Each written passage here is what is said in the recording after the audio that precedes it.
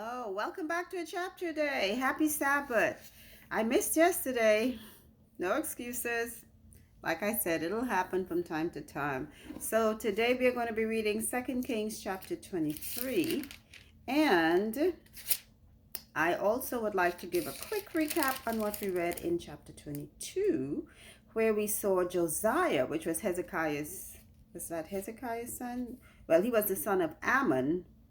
Um, who was Hezekiah's grandson, was it? Because Manasseh was Hezekiah's son, and then Hezekiah had Ammon, and then Ammon had Josiah. And he did right in God's sight, and he was rebuilding the temple when they found these books, scrolls rather, and they were read to him. He didn't find them, the scribe found it, and the priest, and they read it to him, and he decided that he would try and act on it to bring back the people to God, because Israel was just into idolatry and following other nations. So he was going to bring the people back to God. So let's see what happens. Verse 23. And the king sent, and they gathered unto him all the elders of Judah and Jerusalem. And the king went up into the house of the Lord, and all the men of Judah, and all the inhabitants of Jerusalem with him, and the priests and the prophets, and all the people, both small and great. And he read in their ears all the words of the book of the covenant, which was found in the house of the Lord. And the king stood by a pillar, and made a covenant before the Lord, to walk after the Lord, and to keep his commandments and his testimonies and his statutes with all their heart and with all their soul, to perform the words of the covenant that were written in this book. And all the people stood to the covenant. And the king commanded Hilkiah the high priest, and the priests of the second order, and the keepers of the door, to bring forth out of the temple of the Lord all the vessels that were made for Baal, and for the grove, and for the host of heaven, and he burned them without Jerusalem in the fields of Kidron, and carried the ashes of them unto Bethel. And he put down the idolatrous priests, whom the kings of Judah had ordained to burn incense, in the high places in the cities of Judah, and in the places round about Jerusalem, them also that burned incense unto Baal, to the sun, and to the moon, and to the planets, and to all the host of heaven. So what Josiah is doing is cleaning house, like we say. And you know what? Sometimes we in our own personal lives have to do that. When we come to the realization that things in our lives are keeping us from serving God and not having God pleased with us, we have to put them away, whatever it might be. And this is exactly what Josiah is doing. He's cleaning out all the idolatrous things that the people had in the temple of God, and he is trying to bring the people back to God. Verse 6. And he brought out the grove from the house of the Lord without Jerusalem unto the brook Kidron, and burned it at the brook Kidron, and stamped it small to powder, and cast the powder thereof upon the graves of the children of the people. And he brake down the houses of the Sodomites that were by the house of the Lord, where the women wove hangings for the grove. And he brought all the priests out of the cities of Judah, and defiled the high places where the priests had burned incense from Jeba to Beersheba, and brake down the high places of the gates that were in the entering in of the gate of Joshua, the governor of the city, which were of a man's left hand at the gate of the city. Nevertheless, the priests of the high places came not up to the altar of the Lord in Jerusalem, but they did eat of the unleavened bread among their brethren. And he defiled Topheth, which is in the valley of the children of Hinnom, that no man might make his son or his daughter to pass through the fire to Molech. So you hear all of the abominable things the children of Israel were indulged in. And because of some of the kings, because of like his father was an evil man, and before him, and you get the good ones and then you get the bad ones, and they are the leaders, they're the ones leading the people. things that God had detested way before with their early ancestors, their fathers that came before them. It's the same thing the children of that came centuries after was still indulging in.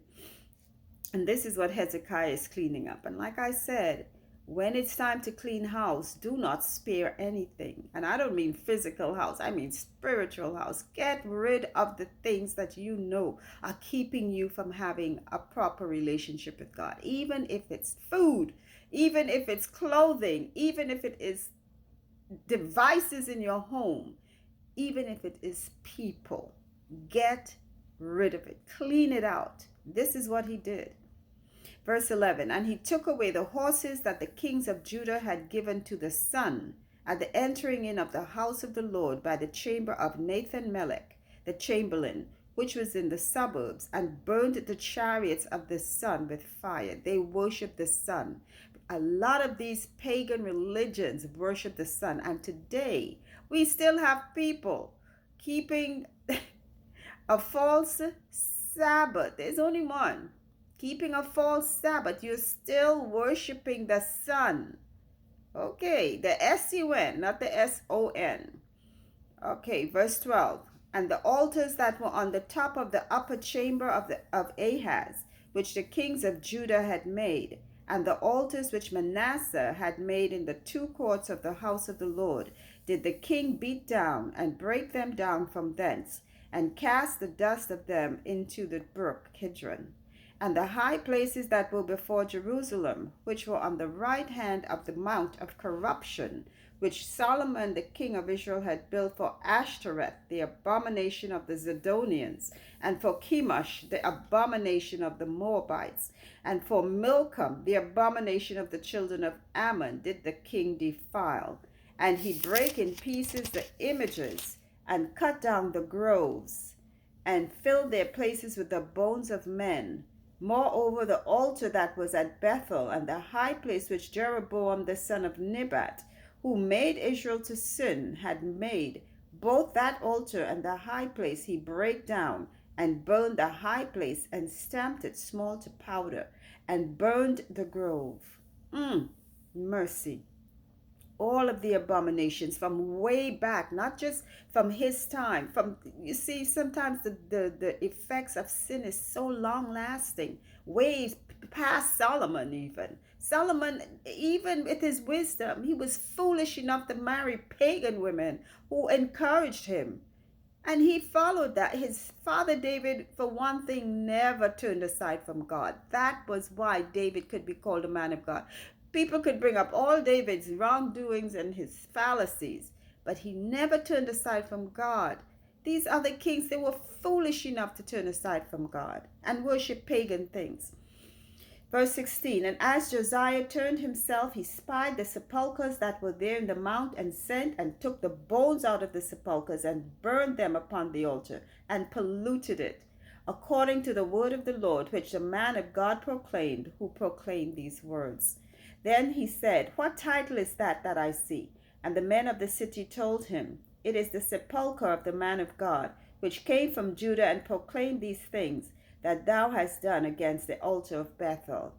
And he's talking about the man that came way past, I think when, was it Jeroboam? When I believe Jeroboam was king. That's the man of God they're referring to. And made a proclamation on that altar that things would be burnt and broken, and that altar would be broken down. Verse 18, and he said, let him alone. Let no man move his bones. So they let his bones alone, with the bones of the prophet that came out of Samaria. And all the houses also of the high places that were in the cities of Samaria, which the kings of Israel had made to provoke the Lord to anger, Josiah took away, and did to them according to all the acts that he had done in Bethel. And he slew all the priests of the high places that were there upon the altars, and burned men's bones upon them, and returned to Jerusalem. Wow, he had a lot of cleaning up to do. They had made a mess of that entire city of Jerusalem, of Samaria, of Israel. The people, oh my goodness. Cleaning out the dead men's bones, literally. Verse 21. And the king commanded all the people, saying, Keep the Passover unto the Lord your God, as it is written in the book of the covenant. Surely there was not holden such a Passover from the days of the judges that judged Israel, nor in all the days of the kings of Israel, nor the kings of Judah. But in the 18th year of King Josiah, wherein the Passover was holden to the Lord in Jerusalem, moreover, the workers with familiar spirits and the wizards and the images and the idols and all the abominations that were spied in the land of Judah and in Jerusalem did Josiah put away, that he might perform the words of the law which were written in the book that Hilkiah the priest found in the house of the Lord. And like unto him was there no king before him that turned to the Lord with all his heart, and with all his soul, and with all his might, according to the law, all the law of Moses. Neither after him arose there any like him. So Josiah he was so wanting to serve God and wanting to do right. Just like when we find out that our lives aren't right with God, we need to put them right. This is what he was doing. He wanted to come right with God. Verse 26, notwithstanding, the Lord turned not from the fierceness of his great wrath, wherewith his anger was kindled against Judah, because of all the provocations that Manasseh had provoked him withal.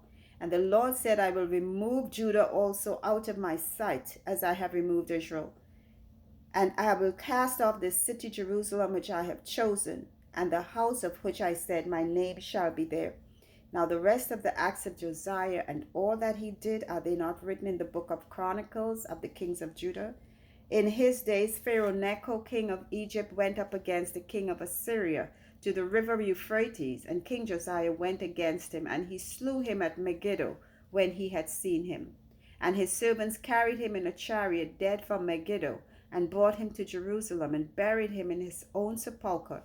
And the people of the land took Jehoahaz, the son of Josiah, and anointed him, and made him king in his father's stead. So he went up to fight against the king of Egypt, but he got killed. And now his son Jehoahaz, verse 31. Jehoahaz was 23 years old when he began to reign, and he reigned 3 months in Jerusalem, and his mother's name was Hamutal, the daughter of Jeremiah of Libnah. And he did that which was evil in the sight of the Lord, according to all that his fathers had done. And Pharaoh Necho put him in bands at Riblah in the land of Hamath, that he might not reign in Jerusalem, and put the land to a tribute of 100 talents of silver and a talent of gold. And Pharaoh Necho made Eliakim the son of Josiah king in the room of Josiah his father, and turned his name to Jehoiakim, and took Jehoahaz away. And he came to Egypt and died there. And Jehoiakim gave the silver and gold to Pharaoh, but he taxed the land to give the money according to the commandment of Pharaoh. He exacted the silver and the gold of the people of the land, of everyone according to his taxation, to give it to Pharaoh Necho. Jehoiakim was 25 years old when he began to reign, and he reigned 11 years in Jerusalem. And his mother's name was Zebudah, the daughter of Pedaiah of Rumah. And he did that which was evil in the sight of the Lord, according to all that his fathers had done. Mercy. So God's wrath still remained with Judah and Jerusalem, because he had already pronounced the evil. Sometimes we don't understand the evil things that we do has long-lasting effects on to thirds and fourth generations moving on. God forbid, but it happens. Live right, because your children are going to have to come after you. They're not paying for your sins, but when God curses a thing, it remains. And this is what even Josiah did, all that cleaning up. God had still pronounced on Jerusalem and Judah what he did, and it came to pass. Okay, that's it. That's the end of our reading of chapter 23. Thank you all for listening once again. Remember, faith comes when we hear God's word, so keep on listening. Take care. Bye.